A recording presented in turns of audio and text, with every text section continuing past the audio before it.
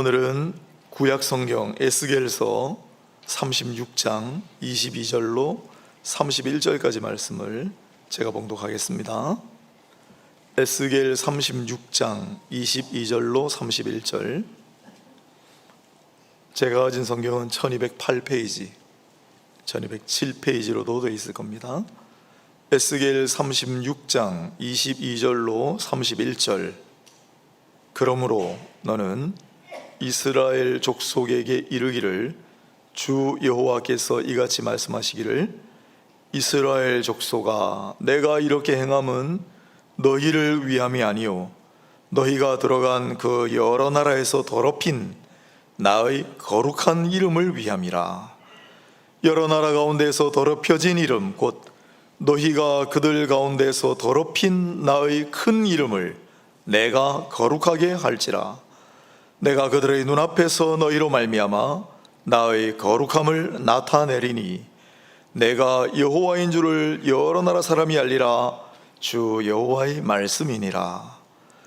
내가 너희를 여러 나라 가운데서 인도하여 내고 여러 민족 가운데서 모아 데리고 고국 땅에 들어가서 맑은 물을 너희에게 뿌려서 너희로 정결하게 하되, 곧 너희 모든 더러운 곳에서와 모든 우상 숭배에서 너희를 정결하게 할 것이며, 또 새 영을 너희 속에 두고 새 마음을 너희에게 주되 너희 육신에서 굳은 마음을 제거하고 부드러운 마음을 줄 것이며, 또 내 영을 너희 속에 두어 너희로 내 율례를 행하게 하리니 너희가 내 규례를 지켜 행할지라.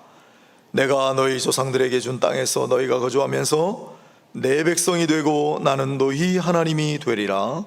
내가 너희를 모든 더러운 데에서 구원하고 곡식이 풍성하게 하여 기근이 너희에게 닥치지 아니하게 할 것이며, 또 나무의 열매와 밭의 소산을 풍성하게 하여 너희가 다시는 기근의 욕을 여러 나라에게 당하지 아니하게 하리니, 그때 너희가 너희 악한 길과 너희 좋지 못한 행위를 기억하고 너희 모든 죄악과 가증한 일로 말미암아 스스로 밉게 보리라.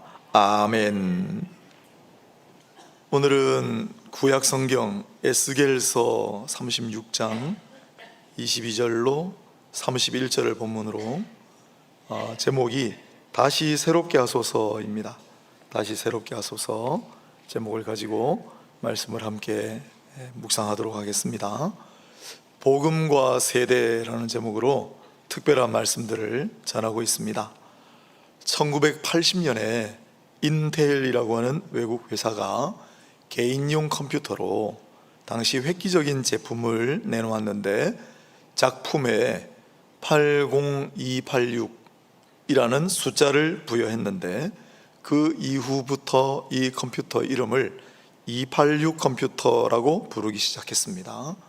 제가 처음 썼던 컴퓨터이기도 하고, 이후에 나오는 컴퓨터는 이 숫자가 전래가 돼서 386 컴퓨터, 486 컴퓨터, 586 컴퓨터까지 부르다가 그 다음부터는 그 이름을 더 이상 붙이지 않습니다. 286부터 586까지 이 컴퓨터를 사용하던 세대 이야기입니다. 갑자기 어느 날 세상이 달라졌는데, 제가 학교 다닐 때인데, 그 전까지는 종이에다가 수강 신청을, 과목을 기재하고 체크해가지고 냈습니다. 그런데 제가 고학번 때 지금부터는 컴퓨터로 수강 신청을 하시오라고 하는 바람에 제가 그때 컴퓨터를 쓸 줄을 몰랐잖아요. 수강 신청은 해야 되는데. 우리 과 바로 옆 건물이 미대 건물이에요. 음대 미대 건물. 미대에 제가 아주 친한 친구가 있었습니다. 그 친구도 할 줄 몰라요. 그래서 그 친구의 학과 선배, 사무실에서 일하는 여자 선배에게 부탁하느라고 아주 애먹었던 기억이 지금도 새롭습니다. 또 컴퓨터 채팅이라는 게 등장을 했습니다. 그전에는 펜팔 아세요? 펜팔? 우리 젊은 친구들은 모를걸요? 펜팔을 했는데, 이제 이 컴퓨터가 나오고부터는 천리안 나오누리, 전화에 연결해가지고, 그래서 컴퓨터 채팅이라는 게 등장을 했고, 제가 강의 시간이나 이럴 때는 종종 이야기를 해서 아는 분들이 좀 있는데 대다수는 모르시는 것 같아서, 제가 아내하고 어떻게 만났을까요? 컴퓨터 채팅하는 동아리에서 만났습니다. 예. 전국에 그 당시에 이 컴퓨터를 이용해서 채팅하는, 지금은 여러분 막 카카오로 막 카톡 하잖아요. 그런데 컴퓨터 채팅하는 인구가 몇 명 없을 시절입니다. 그때 사는 지역이 비슷하군요. 그럼 우리 얼굴 한번 볼까요? 해서 만나가지고 오늘까지 살고 있습니다. 그런 시대. 잘했다고요? 네, 그런 시대. 그런 시대. 또 컴퓨터 게임이 등장을 하면서 밤새도록 컴퓨터 그 게임 하느라고 그 다음날 가보면 수업 시간에 조는 학생들이 속출하던 그런 시절입니다. 그때를 살았던 우리 연배인데 50대 나이, 80년대 학번, 60년대생이라고 그래서 586 세대라고 특별히 부릅니다. 이 586 세대가 포함된 5060, 오늘 이 세대에 관련해 함께 복음의 메시지를 나누려고 합니다. 역시 한결같은 주제인데 이 세대에도 가장 필요한 것은 복음이다. 그러면 어떤 복음일까? 오늘 에스겔서를 통해 한번 살펴봅니다. 구약의 에스겔서는 예수님 모시기 전이니까, 그렇다면 구약의 에스겔의 복음이 있다면 그 복음은 복음을 예고하는 내용입니다. 에스겔은 구약의 선지자인데 예루살렘이 멸망하기 직전에 바벨론의 포로로 잡혀갔습니다. 아무나 잡아간 건 아니에요.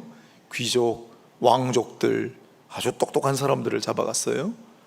그래서 바벨론에서 포로 생활을 할 때 예언의 말씀을 받았습니다. 에스겔서가 조금 대하기 어려운데 앞부분 내용은 에스겔이 어떻게 선지자가 됐는가, 에스겔에게 주시는 말씀들이 기록되어 있고, 특별히 8장부터 한 14장까지는 성전과 관련된 내용이 좀 나옵니다. 영광과 관련된 내용 나중에 또 말씀드리겠습니다. 그리고 에스겔서의 15장부터 24장까지 여러분 비유 아시죠? 비유, 예수님의 비유 설교, 그 비유 설교의 구약판이라고 할 만한 것이 에스겔서입니다. 비유가 많이 나옵니다.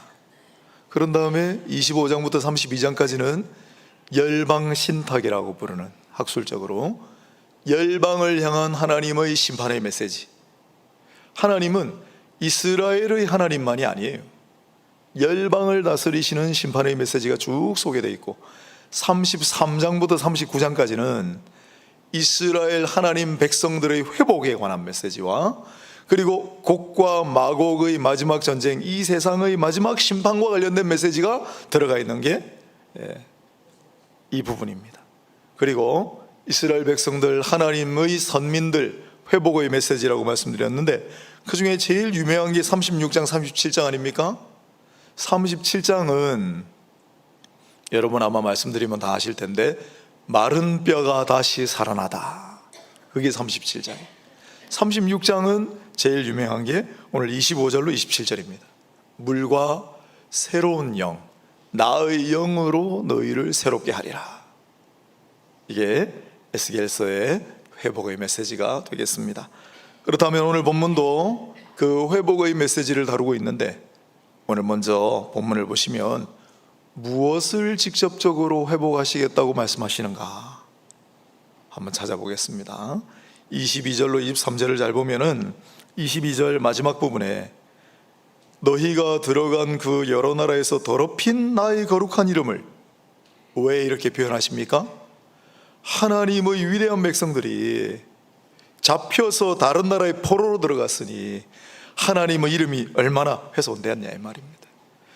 또 23절에 여러 나라 가운데서 더럽혀진 이름, 곧 너희가 그들 가운데서 더럽힌 나의 큰 이름을 내가 거룩하게 할지라. 내가 그들의 눈앞에서 너희로 말미암아 나의 거룩함을 나타내리니 내가 여호와인 줄을 여러 나라 사람이 알리라. 주 여호와의 말씀이니라. 하나님이 무엇을 회복하시겠다고 선포하십니까? 하나님의 이름, 하나님의 큰 이름, 너희로 말미암아 더럽혀진 나의 이름을 너희로 말미암아 다시 회복하리라 라는 것이 오늘 본문의 22절로 23절입니다. 그러면 그 하나님의 이름이 다시 한번 거룩하게 되는, 그게 언제입니까? 우리 24절에 있네요. 내가 너희를 여러 나라 가운데서 인도하여 내고 여러 민족 가운데서 모아내리고 고국 땅에 들어가서 마치 출애굽했던 역사처럼, 다 디아스포라, 즉 흩어지고 잡혀가서 이역만리에서 지금 포로가 되어 있는, 노예살이라고 있는 하나님 백성들을 전부 다 모아서 다시 그 옛날 출애굽의 역사처럼 다시 고국으로 내가 돌아오게 하리라. 그때 문나라 백성들이 와, 이런 위대한 일을 어떻게 해냈는가, 그가 믿는 하나님 때문이다 라고 하지 않겠는가, 이 말입니다. 그러면 그 일을 하나님께서 이루시는데 사용한 사람들이 누굽니까? 이스라엘 백성들이 포로로 귀환하게끔 앞장선 지도자가 누구죠? 스룹바벨이었습니다. 이스라엘 백성들은 이 말씀을 마음에 꼭 기억하고, 우리 하나님의 이름이 다시 한번 거룩하게 회복되는 때가 언제일까?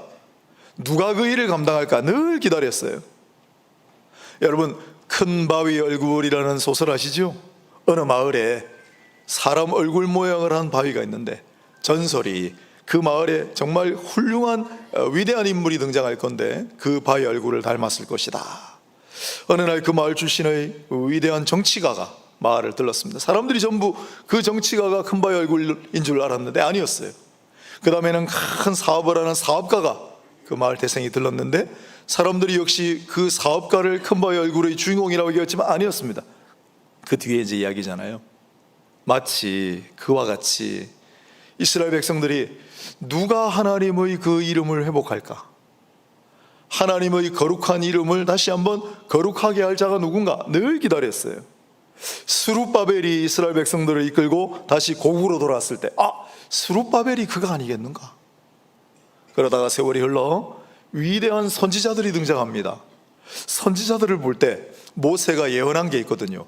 나와 같은 자가 다시 등장할 것이다. 나와 같은 선지자가 등장할 것이다. 그래서 그 위대한 선지자가 아니겠는가? 또 제사장, 주전 165년 전후에서 이스라엘이 그때 시리아의 식민지였습니다. 그런데 이 제사장 가문 출신의 마카비라고 하는 사람이 그의 자녀들과 함께 독립을 쟁취했어요. 그때 사람들이 전부 마카비 이 제사장을 하나님 말씀하신 하나님의 거룩한 이름을 회복하리라고 하신 그 사람이겠구나라고 생각했어요. 그러나 다 아니었습니다.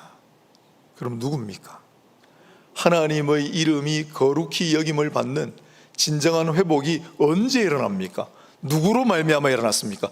주 예수 그리스도로 말미암아 이루어졌습니다. 그리스도라고 하는 이름. 그래서 오늘 에스겔 36장 22절로 23절은 그리스도라고 하는 이름을 회복하는, 그리스도의 복음을 미리 예언하고 있다라고 봅니다. 그리스도의 복음입니다. 여러분, 그리스도의 복음이 뭐죠? 성경에 이 그리스도의 복음이라는 단어가 굉장히 많이 나옵니다. 로마서 15장 19절, 고린도전서 9장 12절, 고린도후서 9장 13절, 10장 14절, 갈라디아서 1장 7절, 빌립보서 1장 27절, 데살로니가전서 3장 2절. 그리스도의 복음, 그리스도의 복음. 그리스도의 복음이 뭐죠? 그리스도는 기름 부음 받은 자라는 뜻입니다. 누가 기름 부음을 받습니까? 왕이 그러하고, 선지자가 그러하고, 제사장이 그러합니다. 위대한 왕이 출현했을 때 그가 바로 하나님 이름을 빛낼 자가 아닌가? 선지자가 출현했을 때 이 선지자가 아닌가? 제사장이 독립을 쟁취했을 때 이 제사장이 아닌가 생각했지만, 그러나 이 왕과 제사장과 선지자의 직분을 완전히 이루고 성취하신 분이 등장했으니 그가 바로 주 예수 그리스도시고, 그리스도라는 말이 기름 부음 받은 자라는 뜻이 바로 왕과 제사장과 선지자의 직분을 다 이루었다라는 뜻이 포함되어 있는 겁니다. 우리는 그리스도의 복음을 받았습니다. 제가 설명해 드릴게요. 그리스도의 복음이 뭡니까? 왕이 오셨습니다. 나의 왕이십니다. 우리의 왕이십니다. 왕 중의 왕이십니다. 인간 왕이 아닙니다. 진정한 왕이 오셔서 나를 보호하시고 지키시고 인도하시는, 그게 우리 복음입니다. 또한 선지자가 아니라, 선지자는 하나님 말씀을 받아서 그걸 전달하는 역할을 하는 사람이잖아요. 선지자가 받아서 전달하는 그 말씀, 하나님의 말씀 그 자체가 우리 가운데로 홀연히 오셨습니다. 말씀이 육신이 되어 우리 가운데 거하심에, 그게 그리스도의 복음입니다. 여러분, 다 그 말씀을 받으시지 않았습니까? 우리를 위로하시고 우리에게 소망을 주시고 우리를 치유하시는 말씀의 은혜가 우리에게 있지 않습니까? 그게 그리스도의 복음입니다. 그리고 제사장, 예수님은 잘 아시는 대로 대제사장으로 오셔서 스스로 희생제물이 되셔서 뭘 하셨죠? 제사장이 뭐 하는 존재입니까? 죄를 씻어주는 존재입니다. 예수님이 대제사장으로 오셔서 스스로를 희생제물로 삼으심으로 그를 믿고 바라보는 자들의 모든 죄를 다 씻어주셨습니다. 그래서 우리는 죄사함의 은혜를 입었죠. 이게 그리스도의 복음이에요. 여러분, 그리스도의 복음을 다 받으셨습니까? 그리스도의 복음을 다 받으셨습니까? 네, 그리스도의 복음이에요. 오늘 5060 세대를 조금 대상으로 한다고 말씀드렸는데, 이 5060 세대는 베이비붐 세대라고 부르기도 합니다. 6.25 전쟁이 끝나고 53년도에 정전협정을 체결했죠. 7월에 1954년부터 아이들이 막 태어나기 시작했습니다. 전쟁이 끝났으니까. 1954년부터 태어나서 1974년까지 태어난, 한 20년 동안 54년에 태어난 분들은 70세, 74년에 태어난 분들은 50세죠. 그러니 50부터 70까지니까 딱 5060 세대잖아요. 이들을 베이비붐 세대라고 부릅니다. 1차 베이비붐 세대는 그 중에 10년, 54년부터 63년까지 다 은퇴하셨습니다. 거의 64년에 태어나서 74년까지 2차 베이비붐 세대가 이제 은퇴의 기로에 있다라고 아마 언론에 등장하는 걸 보셨을 겁니다. 이들 베이비붐 세대는 그러나 아직도 힘이 팔팔하고 젊은이 못지않게 열정이 넘치는데, 벌써 퇴진이라고 하니 왠지 모르게 씁쓸하고 허전하게 느끼는 이들이 많습니다. 에스겔 선지자도 그래요. 에스겔 선지자, 에스겔서는 사로잡혀온 지 몇 년째, 그걸 기준으로 읽으셔야 됩니다. 에스겔 40장을 보면 우리가 사로잡힌 지 25째 해라고 합니다. 에스겔 선지자는 사로잡혀온 지 5년째부터 말씀을 받았거든요. 그러니 20년이 지난 거 아닙니까? 에스겔 선지자가 잡혀왔을 때 나이가 50이에요. 그러니 이 에스겔서의 말씀을 다 받았을 때는 그도 5060 세대였습니다. 아직도 힘이 넘치고 열정이 있는데 이제 그만 나는 퇴진해야 하나, 내 할 일이 끝났나 생각하던 그런 무렵입니다. 그때 하나님께서 에스겔 선지자에게 다시 새롭게 하시는 말씀을 주신 겁니다. 지금 우리 5060 세대도 이제 은퇴를 시작하는 2차 베이비붐 세대도 그런 시절이 되었습니다마는 아직도 힘이 있고 열정이 있고 그리고 새롭게 시작하고도 남음이 있는 그러한 세대다라고 봅니다. 요즘 이 세대를 A세대라고 불러요. A세대, 액티브, 활동적이다 그래서 뉴 시니어라고 부릅니다. 요올드족 또는 오팔족이라고 부릅니다.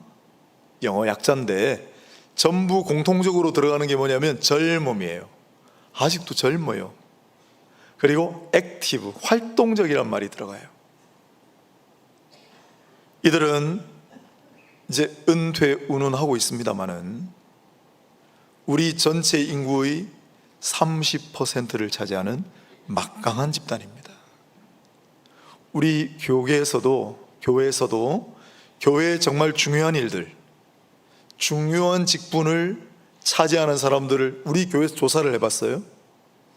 이 5060 세대가 30%를 훌쩍 넘습니다. 여러분, 이 나라의 지도자들을 보세요. 지금 주력은 5060인데 더 나이 많으신 분들도 있어요. 나라 일을 돌보는 데는 연령 제한이 없습니다.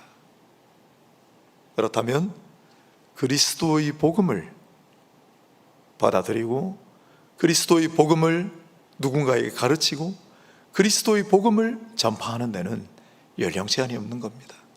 더더군다나 이 5060 세대는 가장 경험이 풍부하고 연륜이 있고 힘이 있기 때문에 오늘 이 자리에도 5060 세대가 많습니다. 사랑하는 5060 세대요, 제가 거기 포함되니까 다시 한번 새롭게 함을 받아 그리스도의 복음을 우리가 받았으니 이 그리스도의 복음을 전하는 일에 최선을 다하고 그리스도의 복음을 누군가에게 가르치는 일에 다시 한번 헌신을 다짐하는 그러한 저와 여러분이 다 되시기를 축원합니다. 더 연배가 높으신 분들도 마찬가지예요. 첫 번째는 그리스도의 복음입니다. 두 번째로 오늘 본문 25절로 27절을 다시 한번 보겠습니다. 가장 중요한 핵심 구절이라고 했죠. 간략하게 정리를 하면 맑은 물을 너희에게 뿌려서 너희를 정결하게 하리라, 새롭게 하리라. 또 새로운 영을 너희 속에 두고 너희 안에 있는 굳은 마음을 부드러운 마음으로 바꾸어 줄 것이다. 또 내 영을 너희 속에 두어서 하나님 말씀을 잘 지켜 행하도록 내가 하겠다. 에스겔의 복음입니다. 무슨 복음일까요?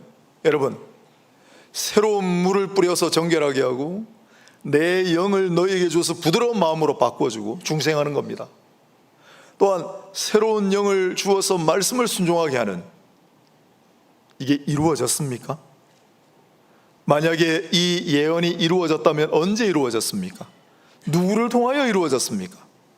주 예수 그리스도로 말미암아 이루어진 줄로 믿습니다.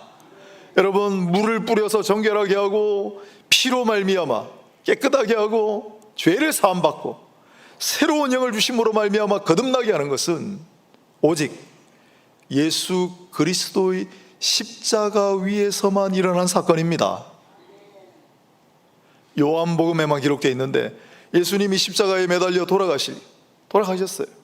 그때 로마 군병이 옆구리를 푹 찔러 보았습니다. 뭐가 쏟아져 나왔죠? 물과 피가 쏟아져 나왔다 그랬습니다. 그때까지만 해도 이스라엘 백성들은 성전의 실로암 못에서 물을 길어다가 깨끗하게 하느라고 계속 부었어요. 그러나 예수님은 그 물이 아니고 나로 말미암아 나오는 생명수가 너희를 깨끗하게 하리라, 너희를 영원케 하리라고 말씀하셨어요. 그 예수님의 흘리신 물과 예수님의 흘리신 피와 그 십자가 너머로 예수님께서 보내주마하고 오신 성령, 그게 바로 예수 그리스도의 십자가 사건입니다. 그래서 에스겔서 25절로 17절 36장에 이 에스겔의 복음은 십자가의 복음을 예언하는 것이라고 저는 믿습니다. 십자가의 복음입니다. 여러분, 십자가의 복음이에요. 십자가의 복음을 우리는 받았습니다. 우리를 새롭게 하고 중생하게 하시고 우리의 죄를 사함받게 하시고 우리에게 성령을 내주하게 하심으로 우리는 십자가의 복음의 증인들이 되었습니다. 이 586 세대 또한 5060 세대는 대표적으로 민주화 운동 세대입니다. 민주주의를 위하여, 이 땅의 정의를 위하여 그야말로 땀과 피를 흘리며 우리 사회에서 새로운 가치와 새로운 변화를 주도하던 세대가 바로 5060 세대입니다. 맞죠?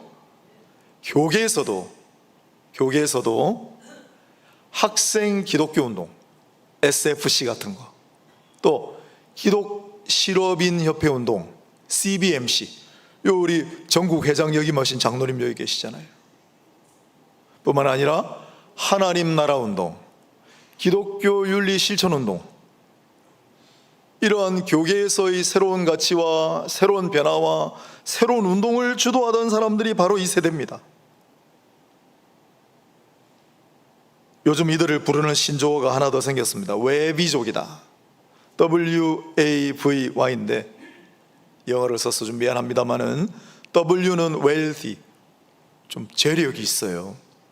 지난주에 말씀드렸지요. G세대, 부모 세대보다 더 가난해지는 첫 번째 세대다 그랬습니다. 왜 30, 40대가 부모보다 더 가난하다고 이야기합니까? 이 부모에 해당하는 5060 세대가 재력이 있어요. 힘이 있습니다.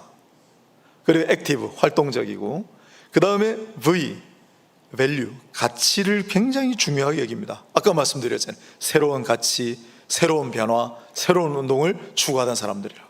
그리고 0, 아직도 젊다고 생각해요.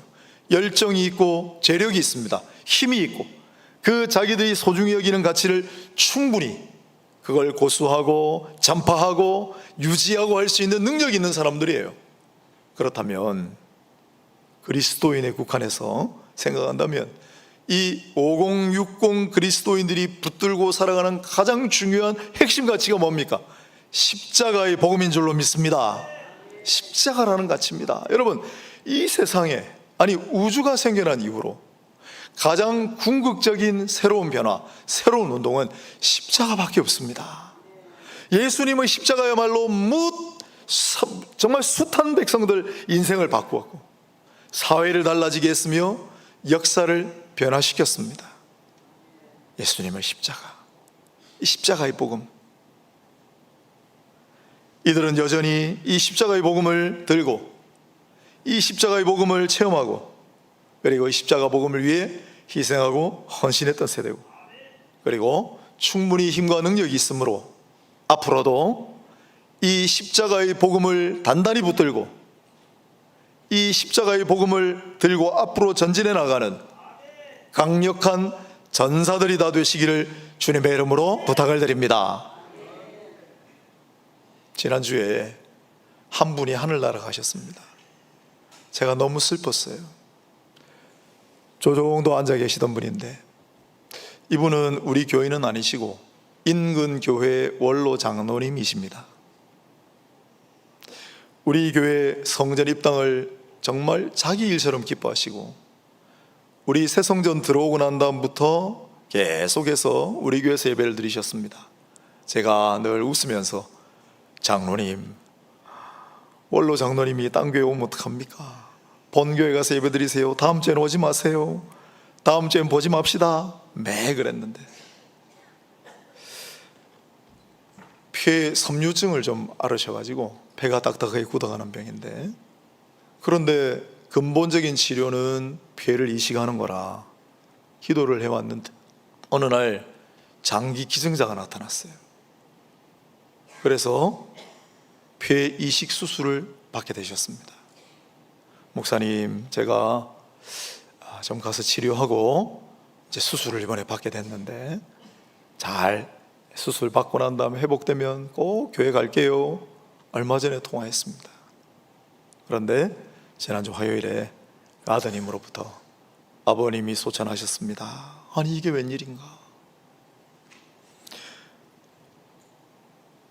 아마 이식을 받으셨기 때문에 그게 잘 안 맞아서 합병증으로 가신 것 같아요. 그분은 이제 70이십니다. 근데 이분이 누구냐면 우리 교회 성전 건축을 맡았던 그 S건설의 세운 창립자예요. 그 S건설이 속해 있는 그룹의 회장님이 이분의 형님이세요. 그 형님의 동생이에요. 이분이 왜 우리 교회를 그렇게 오셨을까? 제가 그렇게 가라고 하는데도 이유는 우리 교회 예배가 자기한테 너무너무 맞대요. 그래서 제가 하도 구박을 하니까 가끔씩 일부 예배는 내가 본 예배 그럼 드리고 오겠습니다 하고 와가지고 우리 2부 예배도 드리고 3부 예배도 드렸습니다. 그러나 더 중요한 이유가 하나 있습니다.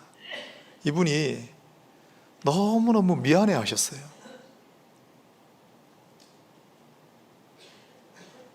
우리 교회를 맡아서 잘 지어드리고 싶었는데 중간에 회사를 부득이한 사정으로 팔게 되고, 그러면서 우리 교회가 많은 어려움을 겪었잖아요. 그걸 본인이 너무 미안하게 생각하는 거예요. 늘 볼 때마다 목사님 미안합니다, 성도님들께 본의 아니게 많은 고통을 끼쳐드린 점 정말 송구합니다. 아유, 장로님 그러지 마세요, 장로님 무슨 잘못이 있습니까? 해도 다 그렇게 얘기하시더니 아마 빚을 갚는 심정으로 우리 교회 6개월 이상을 계속 나오셔서 예배드리고 헌금하시고 기도해 주셨습니다.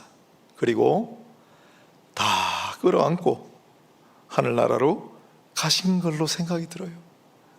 그러니 여러분, 혹시 그 회사에 조금 불편한 마음을 아직도 가지고 계신 분들이 있다면 이분이 다 끌어안고 가셨습니다. 희생과 헌신의 모습을 보여주셨다 생각합니다. 우리도 그렇지 않습니까? 우리가 십자가 복음의 수혜자들이에요. 그렇죠? 여러분, 예수 그리스도의 십자가 은혜로 말미암아 새롭게 태어나시지 않았습니까? 정결함의 은혜를 입지 않으셨어요? 우리의 죄의 사함을 받지 않으셨어요? 성령의 은혜를 받지 않으셨어요? 예수 그리스도의 희생과 헌신으로 지금 우리가 여기 있습니다. 그렇다면 이제 그 주님의 십자가를 내 가지고 더욱 새롭게 하여 희생과 헌신의 남은 여생을 살아가야 하지 않겠습니까, 여러분? 5060 세대뿐만 아니라 우리의 힘이 붙어 있는 한, 우리의 숨이 붙어 있는 한 예수 그리스도의 십자가, 이 복음을 잊지 마시고 그분의 뒤를 쫓아 희생과 헌신의 삶을 살아가시는 십자가의 군병들이 다 되시기를 주의 이름으로 부탁을 드립니다. 마지막으로 백성들이 떠나버린 땅은 황폐해지기 마련입니다. 주께서는 새로운 약속을 하십니다. 29절, 내가 너희를 모든 더러운 데서 구원하고 곡식이 풍성하게 하여 기근이 너희에게 닥치지 아니하게 할 것이며 또 나무의 열매와 밭의 소산을 풍성하게 하여 너희가 다시는 기근의 욕을 여러 나라에게 당하지 아니하게 하리니 풍성하게 하리라, 풍성하게 하리라. 새로운 약속입니다. 황폐한 땅에 이스라엘 백성들이 다시 돌아갔을 때 풍성하게 하리라, 다시 풍성하게 하리라. 이번뿐만 아니고 8절에도 있습니다. 8절부터 이스라엘 산들아 너희는 가지를 내고 열매를 맺으라. 10절을 볼까요? 내가 또 사람을 너희 위에 많게 하리니 이들은 이스라엘 온 족속이라. 그들을 성읍들에 거주하게 하며 빈 땅에 건축하게 하리라. 내가 너희 위에 사람과 짐승을 많게 하되 그들의 수가 많고 번성하게 할 것이라. 열매와 곡식이 풍성해질 뿐만 아니라 사람의 수도 번성하고, 무슨 뜻입니까? 풍성하게 하리라, 번성하게 하리라, 부흥하게 하리라. 하나님의 새로운 약속입니다. 저는 이것을 영광의 복음이라고 생각합니다. 서두에 말씀드렸지만 에스겔서는 유독 하나님의 영광을 많이 이야기합니다. 에스겔서 3장 23절을 보면 놀랍고 충격적인 장면이 등장합니다. 에스겔은 말씀드린 바와 같이 한참 전성기 때 바벨론으로 잡혀갔거든요. 그 바벨론 낯선 땅에서 포로 생활을 했습니다. 그런데 어느 날 에스겔이 눈을 들어보니 그 바벨론의 빈 들판에, 이게 웬일입니까? 하나님의 영광이 가득한 모습을 보았습니다. 아니, 하나님의 영광이 주로 어디 있는 겁니까? 성전에 있는 겁니다. 성전에 있는 겁니다. 그런데 그 성전에 있어야 할 하나님의 영광이 머나먼 땅 바벨론, 자기들이 포로로 잡혀와 있는 그 빈들판에 하나님 영광이 가득한 겁니다. 얼마나 놀랍고 충격적인 장면입니까? 하나님의 영광이 여기도 있구나. 그리고 그는 호련 하나님의 손에 붙들려 바벨론과 예루살렘이 어마어마하게 떨어져 있는데 갑자기 환상 중인지 유체 이탈인지 모르겠으나 이 에스겔은 순식간에 예루살렘 성전으로 가게 됩니다. 그리고 예루살렘 성전에 우상이 가득한 모습을 봅니다. 그리고 놀랍고 충격적인 장면 2탄, 예루살렘 성전에 가득했던 하나님의 영광이 그대로 떠올라 동쪽 문을 향하여 나가더니 동쪽 산에 잠시 머물다가 떠나버리는 모습을 에스겔이 생생히 지켜봅니다. 하나님의 성전에서 하나님의 영광이 떠날 수도 있구나. 빈들판에 하나님의 영광이 가득할 수도 있구나. 그리고 에스겔 40장부터 새로운 성전에 관한 말씀을 주세요. 참된 성전, 진정한 성전, 그 참된 성전으로 떠났던 하나님의 영광이 동쪽으로부터 다시 들어가는 모습을 보게 됩니다. 놀랍고 충격적인 장면 3탄. 전부 하나님의 영광과 관련된 내용입니다. 그렇다면 에스겔이 바라보았던 그 하나님의 영광이 돌아오는 장면은 언제 이루어졌습니까? 이루어졌나요? 누구를 통하여 이루어졌습니까? 어떤 성전을 통하여 이루어졌습니까? 예수 그리스도라고 하는 참된 성전을 통하여 하나님의 영광이 다시 이 땅 가운데 충만하게 된 줄로 믿으시기를 바랍니다. 우리가 뭘 통해 할 수 있습니까? 요한복음 1장 14절을 통해 할 수 있습니다. 말씀이 육신이 되어 우리 가운데 거하심에. 여기에 육신은 오늘 본문에 나오는 육신하고 똑같고 복음과 관련된 단어입니다. 우리가 그의 영광을 보니 아버지의 독생자의 영광이요 의뢰와 진리가 충만하더라. 예수님은 참된 성전입니다. 에스겔 선지자가 보았던 성전으로 하나님 영광이 들어가는 장면은 이 땅에 육신으로 오신 예수, 참된 성전인 그분에게 하나님의 영광이 찬란하게 들어가는 모습을 예고하는 것이었습니다. 예수 그리스도로 말미암아 우리는 하나님의 영광을 봅니다. 예수님도 친히 그렇게 말씀하셨어요. 그걸 잘 믿지 못하는 하나님의 백성들에게. 나다나엘 있죠? 나다나엘을 만나실 때 예수님이 나다나엘을 금방 알아보시거든요. 나다나엘이 자신을 알아보는 예수님 때문에 깜짝 놀라자 요한복음 1장 50절에 있습니다. 너 이런 정도로 놀라느냐?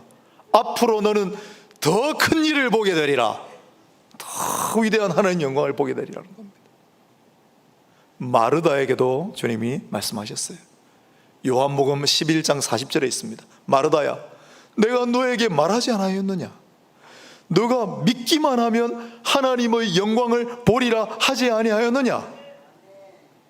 오늘 우리에게도 동일하게 들려주시는 음성입니다. 사랑하는 여러분, 주께서 말씀하십니다. 너희가 믿기만 하면 하나님의 영광을 보리라. 믿기만 하면 이보다 더 큰 일을 보게 되리라. 믿으십니까? 5060 세대가 은퇴를 하고 있습니다. 씁쓸하고 허전하다고 말씀드렸죠. 이제 나는 끝났나 이런 생각을 할 수가 있습니다. 이들은 특히 이 영광이라고 하는 것을 친히 목격한 세대예요. 에스겔처럼. 생각해 볼까요? 6.25 전쟁 이후에 그 황폐한 땅에서 이 땅에 기적이 일어났습니다.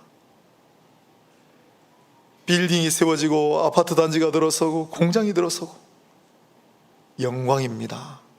하나님의 영광이라고 저는 확신하고 있는 사람입니다. 지금 올림픽 하고 있죠. 우리 지금 16, 17 아이들이 놀랍습니다. 이 아이들은 그냥 금메달을 아무렇지도 않게 땁니다. 긴장하는 기색도 없죠. 그런데 여러분, 우리 처음 금메달 따올 때 기억나세요? 양정모 선수. 온 국민이 전부 들고 일어나가지고 그게 뭐라고? 아무것도 없던 시절, 너무나 보잘것없고 나약했던 시절, 그러나 그런 영광을 보았던, 그 영광으로 환희했던 세대예요. 이제 그런 찬란한 영광은 더 이상 없나? 우리한테는 아닙니다. 뭐라고 하셨습니까? 너희가 믿기만 하면 이보다 더 큰 일을 보게 되리라. 너희가 믿으면 하나님의 영광을 보리라. 이 말씀 믿으셔야 됩니다. 아직 끝이 아닙니다. 이 하나님의 영광을 소망하고 바라보는 것을 방해하는 요소가 두 가지 있습니다. 그 하나는 고난입니다.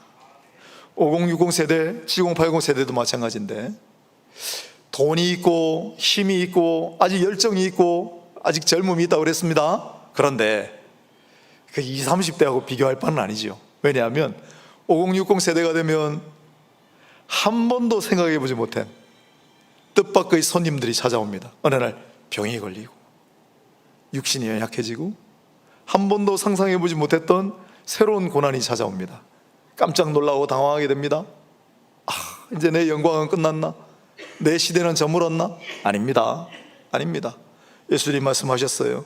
요한복음에 로마서 8장 18절에 생각건대 현재의 고난은 장차 우리에게 나타날 영광과 좋게 비교할 수 없도다.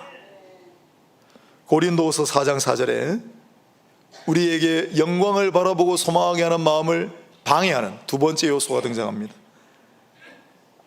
그 중에 이 세상 신이 믿지 아니하는 자들의 마음을 혼미케 하여 그리스도의 영광의 복음의 광채가 비추지 못하게 함이니 그리스도는 하나님의 형상이니라. 영광의 복음이라고 하는 구절이 등장하는 단 한 군데 본문, 고린도후서 4장 4절. 영광의 복음의 광채를 우리가 사모하고 그것을 바라보는 것을 방해하는 것이 뭔가? 이 세상의 신이라는 거예요. 5060 세대는 그 윗세대도 가진 것이 좀 있고 힘이 있고 하기 때문에, 사회의 주력이기 때문에 세상의 조류와 세상의 기류에 휩쓸리기 쉽습니다. 그러나 조심해야 합니다. 고난과 세상이라고 하는 방해 세력들이 아무리 준동하더라도 우리는 믿음을 가지고 하나님의 영광을 바라보고 소망해야 할 줄로 믿습니다. 그것이 영광의 복음입니다. 영광의 복음.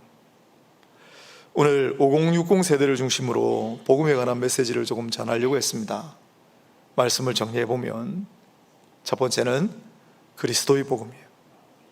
에스겔 선지자를 통해 하나님께서 이름을 거룩하게 여기게 하시겠다 말씀하실 때 그 이름이 온전히 거룩해지는 것은 바로 그리스도라고 하는 이 단어를 통해서입니다. 그리스도의 복음이 어떤 복음입니까? 왕 중의 왕이 오셔서, 왕이 오셔서 나를 보호하시고 살피시고 나를 인도하신다, 다스리신다. 그리스도의 복음이 어떤 복음입니까? 말씀으로 우리 가운데 오셔서 그 말씀으로 나를 다스리시고 나를 위로하시고 나를 치유하시고 나를 회복하시는 것이 그리스도의 복음입니다. 또한 대제사장으로 오셔서 그분을 의지할 때마다 우리의 모든 죄를 사함받게 하는 것이 그리스도의 복음입니다. 그리스도의 복음 받들고 이 그리스도의 복음을 더욱 전파하고 그리스도의 복음을 널리 가르치는 모두가 되시기를 바랍니다. 또한 에스겔 예고하는 이 복음은 십자가의 복음입니다. 물로 정결하게 하고 피로 씻어주시고 새로운 영을 주신다는 거, 이 십자가에서밖에 이루어지지 않은 사실이에요. 십자가의 복음, 그리스도의 희생과 헌신의 복음입니다. 우리도 마땅히 이 십자가를 대신 지고 희생과 헌신의 남은 여생을 십자가 복음을 위해 살아갈 수 있는 저와 여러분 될 수 있기를 소망합니다. 마지막으로 영광의 복음입니다. 고난 이후에는 반드시 영광이 있습니다. 내게 고난이 있는 것 같고 내가 세상 가운데 지금 갇혀 있어도, 그러나 언제나 하나님이 약속하시는 영광을 바라보고 믿음 가지고 날마다 영광을 바라보며 하나님의 영광 가운데 영광을 위해 사는, 영광 속에서 살아가는 저와 여러분 다 되시기를 주님의 이름으로 축복합니다. 기도하겠습니다. 하나님, 에스겔 선지자 전한 말씀으로 그리스도의 복음, 십자가의 복음, 영광의 복음을 함께 성찰하였습니다. 우리가 아직 힘이 있고 여력이 있고 우리가 숨을 쉴 수 있는 한, 기도할 수 있는 한 이 복음을 위하여 살고 복음을 전파하며 복음을 가르치며 복음 안에서 살아가는 우리 모두가 되게 해 주옵소서. 그리하여 이 교회는 복음을 지키고 복음을 전하고 복음으로 인생과 사회와 역사를 바꾸는 하나님의 일에 쓰임받는 교회가 되게 하여 주옵소서. 예수님의 이름으로 기도드립니다. 아멘.